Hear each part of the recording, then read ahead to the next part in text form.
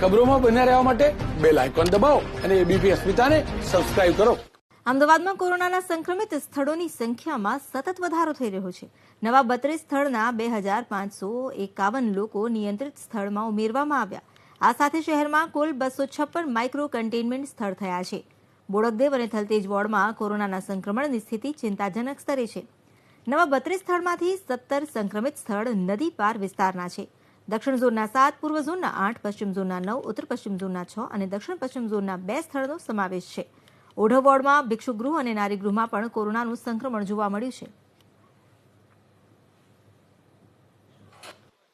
અમદાવાદ શહેરમાં કોરોનાનો કાળો કેર યથાવત જોવા મળી રહ્યો છે. ત્યારે અમદાવાદના 256 જેટલા માઇક્રો કન્ટેનમેન્ટ ઝોન મૂકવામાં આવ્યા છે.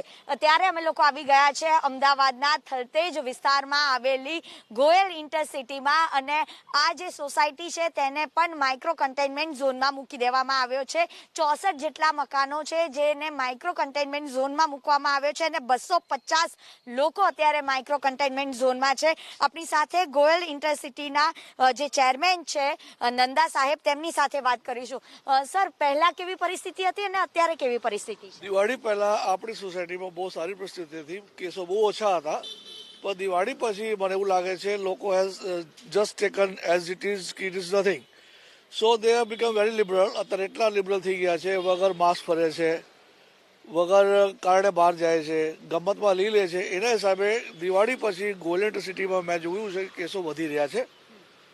હવે હું લોકોને એટલી વિનંતી વારે કરું છું કે લોકો તમે કાળજી રાખો, બહાર વગર કારણે ના જાઓ, ધ્યાન રાખો, માસ્ક પહેરો, સેનિટાઈઝ કરો, એ લોકોને ઓછામાં ઓછા ઘરે બોલાવો અને જેટલું કામ બની શકે પોતે કરો, જેથી કે તમે સ્વસ્થ હો, તમારો પરિવાર સ્વસ્થ રહે. એટલે હું બધાને રોજ વિનંતી કરું છું. પણ મને એવું લાગે છે લોકોને એની ગંભીરતાની હજી ખબર નથી.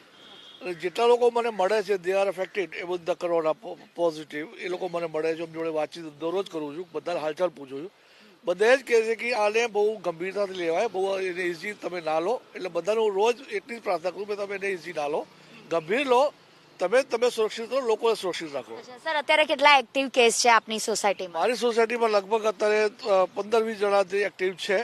પહેલા દિવાળી પછી થોડા વધારે થયા, પણ થોડા સાજા થઈને ઘરે આવી ગયા છે. એટલે હું તો પ્રાર્થના જ કરું છું કે મારી સોસાયટી સ્વસ્થ રહે, તંદુરસ્ત રહે અને બધા સાજા રહે. સર, ખાસ કરીને મહાનગરપાલિકા તરફથી જે વ્યવસ્થા કરવામાં આવી છે એ વ્યવસ્થાથી આપ સંતુષ્ટ છો કે કેમ? 100%. એ લોકો મને ફોન બી કરે, હું બી એમને કદાચ ફોન કરતો હોઉં કોઈ વસ્તુ માટે, એ લોકો દોડીને આવે છે. ડૉક્ટર ચૌધરીની બહુ સારી સપોર્ટ હતી મારી જોડે, કે દિવાળી પહેલાં બી એમને 2-3 વખત બોલાયો છે કે અહીંયા અમારે તમે કેમ્પ રાખો, અને 2-3 એ લોકો કેમ્પ આવ્યા છે. હવે એ વખતે એ લોકોએ લગભગ 300-500 માણસોનું અહીંયા ટેસ્ટ બી કરાયું હતું. એટલે મારો પરિવાર અત્યારે સ્વસ્થ છે. છતાં હું કોર્પોરેશન વિનંતી કરી, જે બી સ્ટ્રિક્ટ એક્શન છે પબ્લિક સામે લેવા જોઈએ એ લેવાના જ, કારણ કે એ વસ્તુને ઢીલામાં ના લેવાય, નહીં તો એમાં હજી કેસો વધશે. આરોગ્ય સેવાથી સર કેટલા સંતુષ્ટ આપ? સરસ છે, આરોગ્ય સેવા બહુ સારી છે. 2 દિવસ પહેલાં બી અહીંયા આવ્યા હતા એ લોકોએ, અહીંયા 2 કલાક રોકાયા હતા, અને એ લોકોએ મને મેસેજ કર્યો હતો કે અમે અહીંયા દવા લઈ રહ્યા છે, કાળાવાળા લઈને આવ્યા છીએ, જેને બી જોઈતું હોય તમે એના બૂસ્ટર છે ઇમ્યુનિટી માટે, એ લોકો મને ફોન કર્યો હતો. એના માટે મેં ગોયલ મેસેજ બી કર્યો હતો, જેને લોકો એને લાભ લીધો છે.